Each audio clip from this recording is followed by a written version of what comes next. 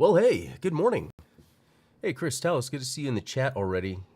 Welcome to the Blue Gamer Bluecast Morning Show. I'm your host, Adam Blue, 30-plus year video game enthusiast and industry analyst. Every Monday through Friday, I'll go through the latest gaming news, except for this past Monday. I got a sinus infection over the weekend, and I was better, but just the ability to comfortably speak, I had work too, and I didn't want to take the day off because I had a lot to get done. There was even an important client meeting. And so I just kept myself just real calm, composed, a lot of liquids, just so when I could get to the meeting, I was doing good. And it's very interesting, as I get older and how I'm watching and listening to my body. The last time I got really sick, it was worse than this, was last September, the beginning of September. And when I got sick, it's like, oh, I know exactly. I had stopped watching what I was eating.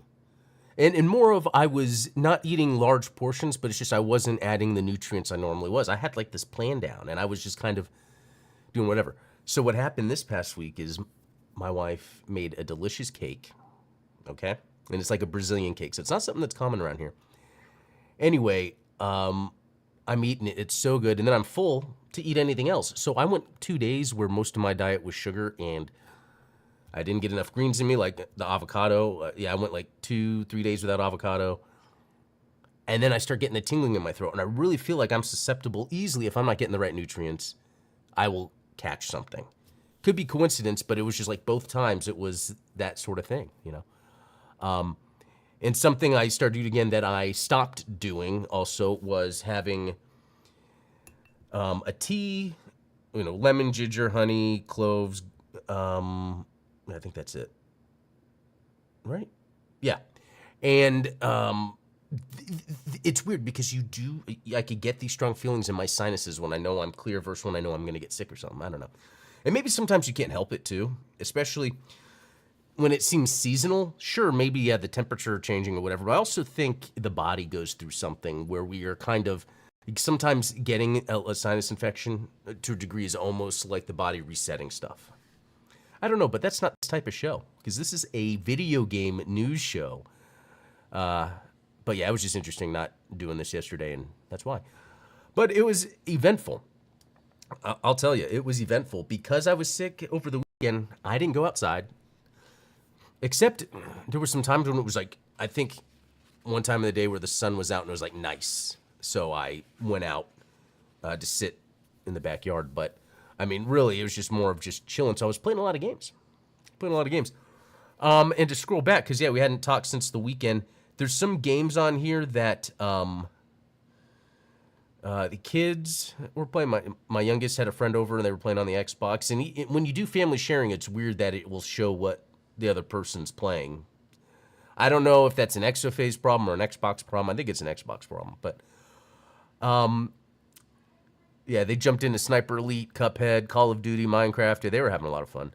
And then Avowed. So I've played, look at this, 22 hours of Avowed. And I want to say it was Sunday. When was the 23rd? It was Sunday. I stopped. It's funny because when you play Avowed, it has a large open world. And then later, as you go through the game, you then open up another large open world. Well, I think that happened, if I'm not mistaken, 2 more times, and I think I got to the last one. I actually don't know. And here's another thing. I am completely skipping dialogue and cutscenes. So this is 22 hours of just pure gameplay, which Avowed nails. It has really fun gameplay.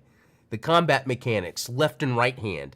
And I love the left hand. I have my spell book, so then my left hand actually has a bunch of powers. While I also have other powers that you can have on the D-pad. It's really neat how it's set up. But anyway, I felt, again, I was getting to the point where I'm like, I think I'm done with Avowed for a lot of reasons. One, I think I played a whole lot real quick. Maybe I need to take a break. But two, the other thing of it is, it's not like I'm playing it to beat it. I'm playing it to enjoy the combat. And it's interesting how much there's a big difference between it and Dragon. I find it and Dragon's Dogma to be very similar. The thing is, because in Dragon's Dogma you can't just fast travel everywhere, there's this greater sense of attachment to the world in Dragon's Dogma, just because every action, has sort of a consequence that will set me back, whereas in Avowed, if you die, you're gonna like appear where you were. Like it's, you can fast travel anytime you want, anywhere you want. Like there's little consequence. So it's just an action-based game. But what Dragon's Dogma does is it provides amazing action, but with that layer of consequence on top, that's more of a survival type of consequence. So then what I did was, you can see here, it doesn't show how much time I played, but Dragon Age the Veilguard, I was like, you know what? I keep hearing about this game. Let me just try it out. Well, I should say, I keep hearing about the game, but I should say in context to where it just sounds like Avowed. Avowed just sounds like Dragon Age. It just sounds like Dragon's Dogma. Wow, there's a lot of dragons. They're very similar games, and so playing Dragon Age, it's funny. Dragon Age, way more amazing production value and graphics. It actually looks amazing. I feel like that's where everything went. The gameplay so far is good, but it is less involved than Avowed, okay? So I think Avowed has more to the combat and mechanics. Dragon Age has way more to the graphics and even the animations. So there's this thing that Stephen of Midnight Hatter has helped me kind of realize.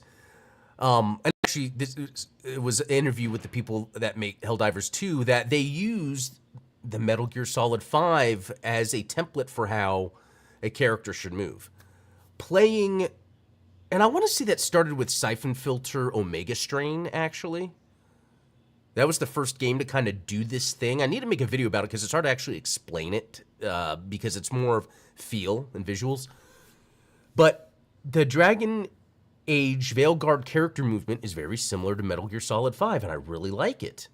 I really like moving around in that world. And again, the combat, it's a step back from Avowed. Avowed has better combat. But the Dragon Age combat is okay. So here's the thing. I'm going to try to play some more Dragon Age, but if it's really the combat really is kind of that backseat Avowed, I'm probably not going to continue playing Dragon Age. With Avowed, I'll probably jump into it just to have fun with the combat mechanics.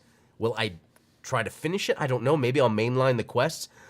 I'm probably fighting a lot of enemies that are higher level than me because I am fast tracking through the game. But it's because of the conveniences of Avowed, it's kind of easy. Like, yeah, I'll be up against a hard enemy and they'll destroy me. There's some times where there could be one-hit shots that land on you and you're dead in Avowed. But then, like, usually you'll respawn or restart right outside that area you just died, and then I'll be like, okay, I'm just gonna step back and spam my spells because that enemy can take me out. But when you're playing something like Dragon's Dogma, there's a lot more to it. It's like, okay, what do I have on me that I can use? Do I even have enough? Do I need to go back and get something? I've never had to worry about health in Avowed. Like, I love the combat system and the controls, and I'll go to, like, you press LB and it freezes the world and opens up a radial menu that has all these options. And in there it has my potions, my health potions and my magic potion. Not potions, it's just anything. It could be edibles, food, whatever, but they're for magic, they're for health. I have hundreds of each.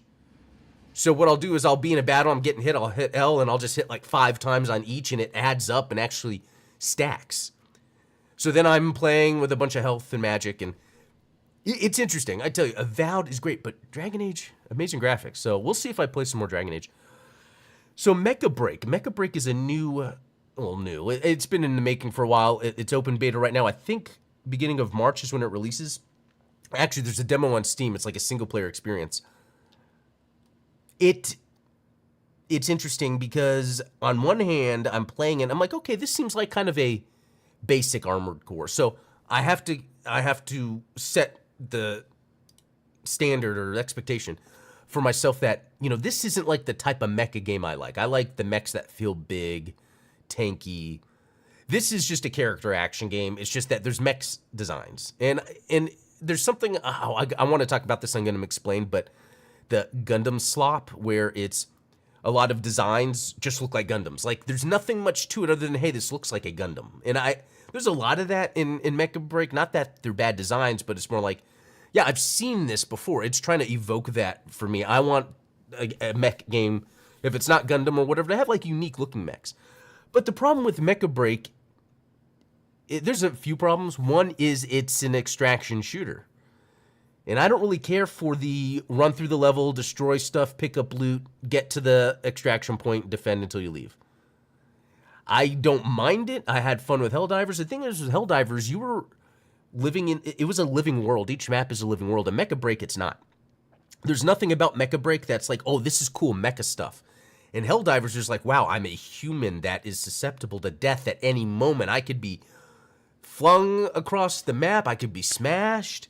You know, there's that element where in Mecha Break, there's really nothing. In fact, the controls in Mecha Break are insane. So in Avowed, if I want to switch my loadouts, I press Y. Kind of like in most games, you press Y to switch your weapon. In Mecha Break, you hold down on D-pad and press A. And I feel like there's so much cumbersome, it's like, these controls have been mastered already. The controls for this type of game have already been mastered. There's no reason to change the controls. So here's the thing. I think Mecha Break looks great, but it is super subpar, super basic. It could be fun though. But from what I played, I would be bored out of my mind. It is just, there's stuff out there that I'm going to get a deeper, richer experience with at this time. And so then I try to look for that it or wow factor. Then why would I play Mecha Break? Maybe I can come up with a reason outside of, you know, yeah. I guess because it's a mecha game. I guess that's really what it is. It's like I want to like it because it's mecha, but I'm playing it and I'm like, man, I love these designs, but the designs aren't unique. Again, they look cool. They're Gundam-y designs, but it doesn't give it its own. It doesn't give it its own identity. There's no mecha design in Mecha Break that gives it an identity. It just gives it, oh, that looks like a Gundam. It's that type of thing. And then there's no other unique gameplay mechanics to set it apart from anything else right now. I mean, you might as well be playing Helldivers. Just with the gameplay loop that this offers. You might as well just be playing Helldivers. Now, there's another element that I haven't considered, and I don't really care about it, and maybe it's a big deal. Maybe the customizing is insane. And so maybe that's the big thing with this game is people want to customize the mech. And then in that case, maybe that could be its wow or it factor. For me, I don't really care too much. Mecha Break needs a proper PvE mode to be fair if it was to be... Well, I think they have one. And I think that's what they've added, and that's what the demo is, unless I'm wrong. Because it's like Helldivers, where you go in, you just go through, destroy AI enemies, which are nothing. There was a boss type guy that I fought. You could just mash the buttons and then you defend the extraction point. And then so maybe it does have the PvP also. I didn't try that. Yeah, if it wants to be an AC6 or GBO2 killer, yeah, it has to do. And it's weird. And that's what's weird about this, because while it's a mecha game, it's not trying to compete with mecha games. You know, it already lost there. It's just trying to compete as a live service extraction shooter. And you know what it reminds me of? There was this game that came out a few years ago, and I forgot when. It's called Dreadnought. And it was a PvP online ship battling game, spaceship. Like, you could be in these carriers, cruisers, fighters, and it was like slow moving, and you're like figuring things out. And that had a very unique way about it. The problem was the owners of it were just trying to utilize it as the business model and not the gameplay first. And that's really what its downfall was. I was even working with their marketing team for a little bit. Not make it sound bigger. There's a guy from their marketing I was talking to about it. And just he seemed like a great guy. The overall, I guess, meat behind Dreadnought, it didn't seem to be there. Again, I feel like when it comes to game development, there's this like, I have an idea for a game that would be awesome to make a lot of money. And not just, hey, I have an idea for a game. Because if you're like saying, okay, we're going to make a mecha PvE extraction shooter. Okay, so, you know, but if you can make money, oh, okay, let's make money, you know. Talos, Dreadnought was a really, really fun. I wish there will be Dreadnought 2 after the first one. I know. Dude, I wish that would be a game. If you were playing that, we would be playing a lot. That's one game that I was playing that a lot. I have a lot of videos on my Blue Gamer. I was surprised how much I liked that game. I hope they come out with another. Okay. Okay, so whittling away at Godzilla, I'm at 48 hours and I still have a lot to do. I played a couple I've I've invaded with every kaiju. Excuse me. There's there's 22 kaiju. I've invaded with everyone except for Gigan. And I've just started Gigan and yeah, having fun with it. It's a fun just pastime of a game. Okay, I want to stay on this topic real quick. Talos, you had 200 hours of gameplay. That's way more than I did. I don't think I had that much. Let me see if Dreadnought, Steam 21 minutes. You know what? I think it's because it's funny because I played it on PS4, so maybe I was in the beta. It didn't have trophies. That's why it's not on here. Also, I think before it was on Steam, actually, it was its own executable, and then there was this Steam launch, but they changed everything, and I think that's when I stopped playing. And maybe that's why I only played 21 minutes.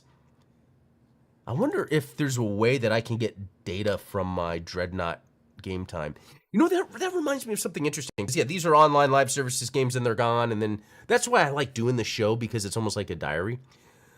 But it was something interesting. There was this court case with Bungie where this person is saying Bungie stole my idea for Destiny 2, but Bungie's like, no, we actually started this idea in the Destiny 2 story at the beginning. The thing is, once that event is gone, there's no way to go back to it, and they don't.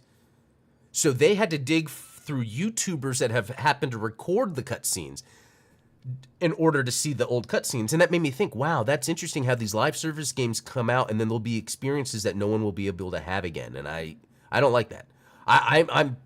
It's shocking that Bungie is like, well, we don't have this experience backed up for people to enjoy anymore. There was a one-time thing and that's it. And it's like, I don't know about that. Okay. The Smurfs 2, Prisoner of the Green Stone, I beat it. So that took me 7 hours and 31 minutes, whereas the other Smurfs game took me 5 hours and whatever. The problem with the Smurfs 2 game, it's actually really good. It's maybe 2 to 3 hours too long.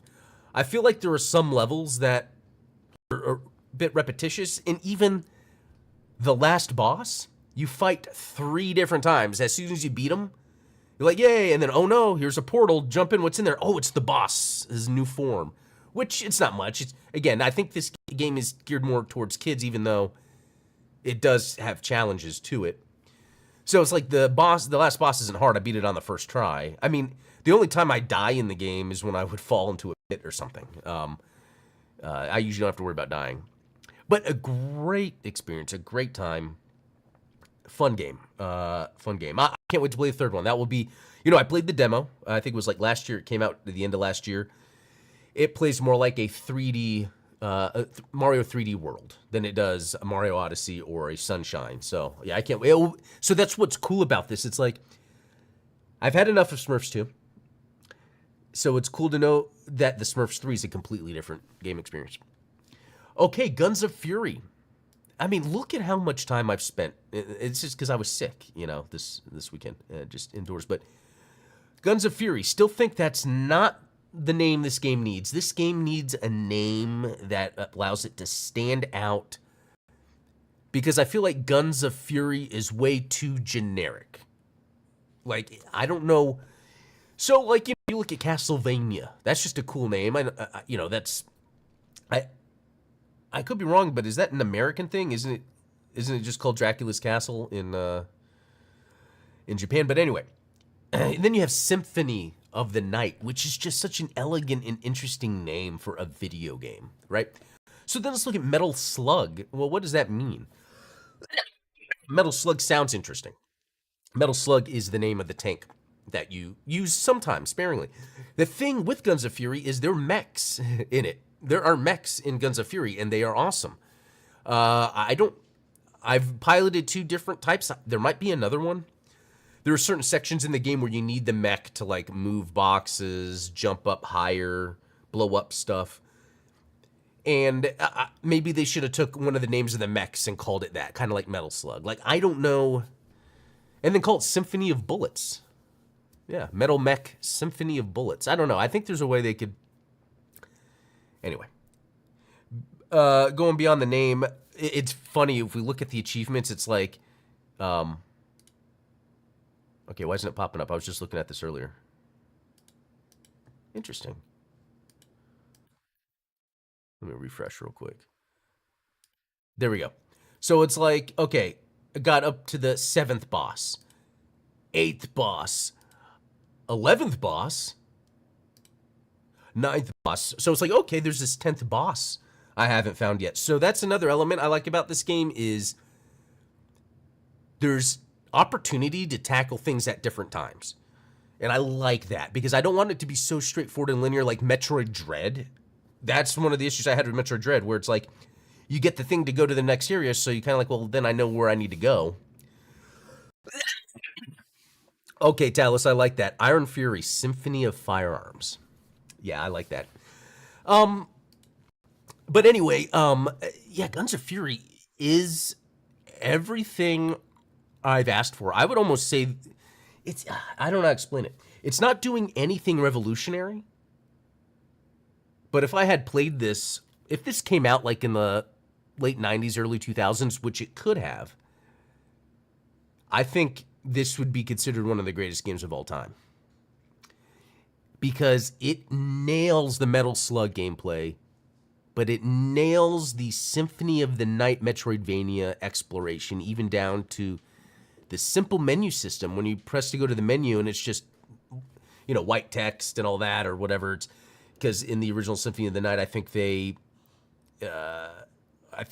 when they were designing the menu system, they didn't design it to be graphical. That was like an accident they made or something. I forget what the actual story was.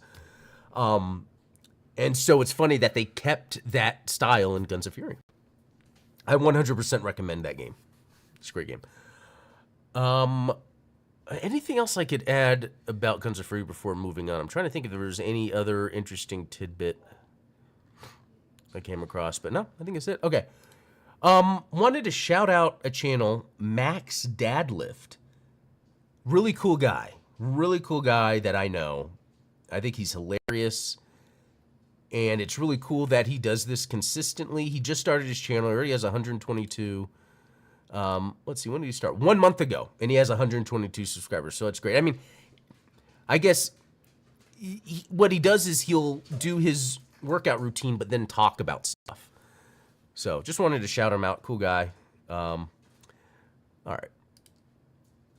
Oh, yeah, the Nintendo Music app. So I totally forgot about this until I saw this news article. And then it reminded me that, yeah, I got a notification of my Nintendo Online account being renewed. It was the beginning of February. I was like, oh, wow, that was irresponsible of me because, yeah, you know, my card then gets charged for the Nintendo Online for a year. Although, you know, it does give us those Mario Kart 8 maps. Who knows what else will be coming, especially this year with the Switch 2, so maybe it's good that I have it. But also getting access to the music app, because it's interesting that this, you can only get access to it if you're a Nintendo Online and subscriber. And that's interesting because I find that to be great value, even though as a whole, a Nintendo subscription doesn't provide as much value as an Xbox Live subscription or maybe even a PSN subscription, especially with the PSN. You've got all those free games. I can cloud stream to my portal. You know, a lot of stuff like that. With Nintendo, it's like, yeah, you get some old games that you could play anyway, but it does have that music app. That's a good idea. So anyway, they added music for Mario 2, Super Mario Brothers 2. Or what was it called? Dodoi Panic or something like that. The original version, but okay. Wizards of the Coast has reportedly canceled Skeleton Key's in development AAA horror project.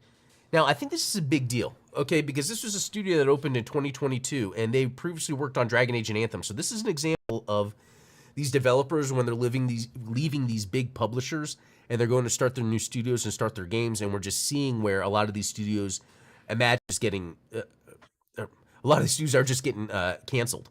And I think that's, it's just, it was a very interesting time of like, you know, I think COVID happened, you know, and I think a lot of changes happened in game development. A lot of creatives wanted to leave and start doing their own thing, but the industry changed so much they couldn't just do their thing.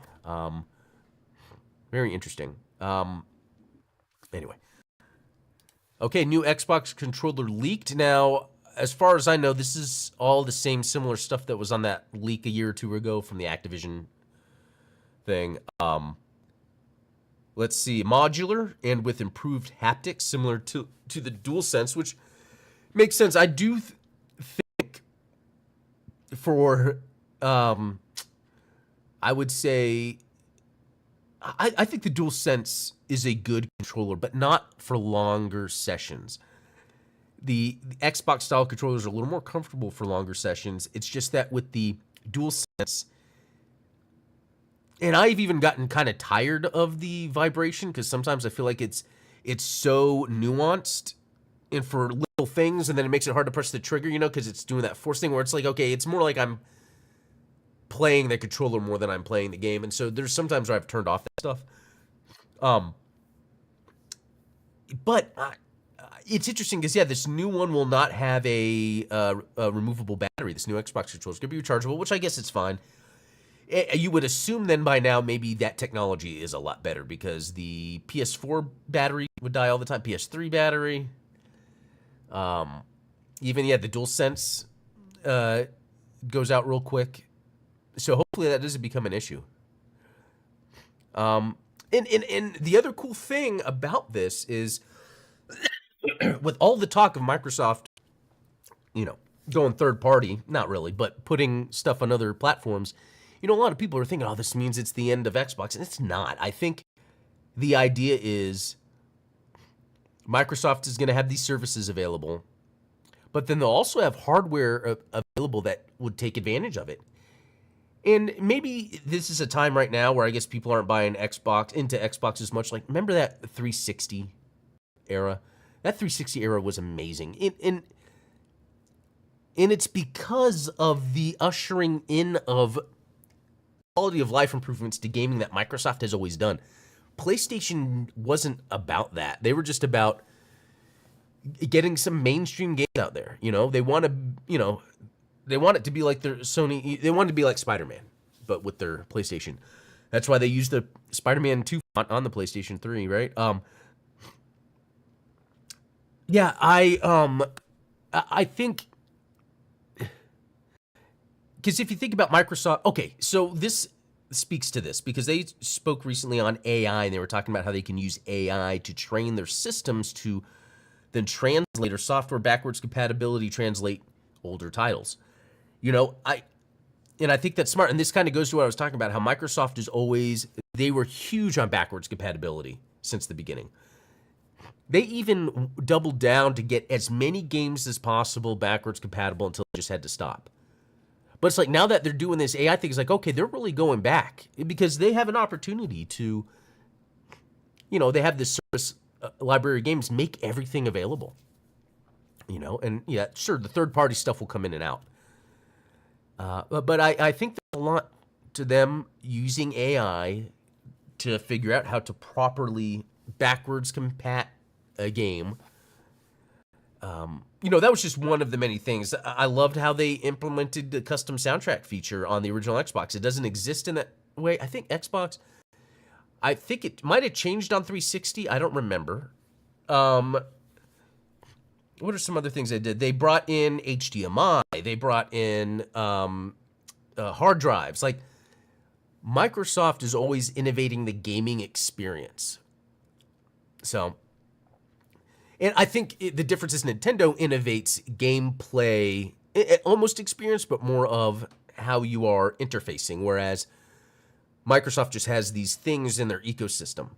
PlayStation doesn't really have much, and they're trying to catch up. You know, they have the PlayStation Plus, the Portal, all that. So,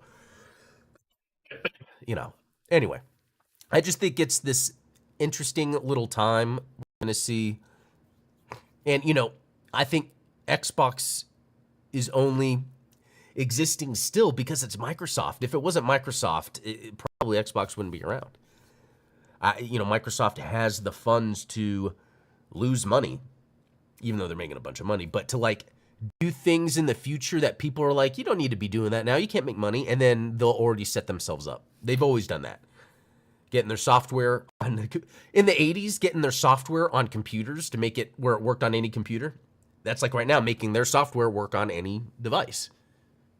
They're doing the same thing and it worked for them. Anyway, that's about it. There's a lot of talking. I am tired, but that was a lot of fun. There was a lot of things to catch up on. Not too much, I guess, crazy gaming news as of yet, but I'm gonna head out all. Thanks for joining, and we will talk tomorrow. See y'all.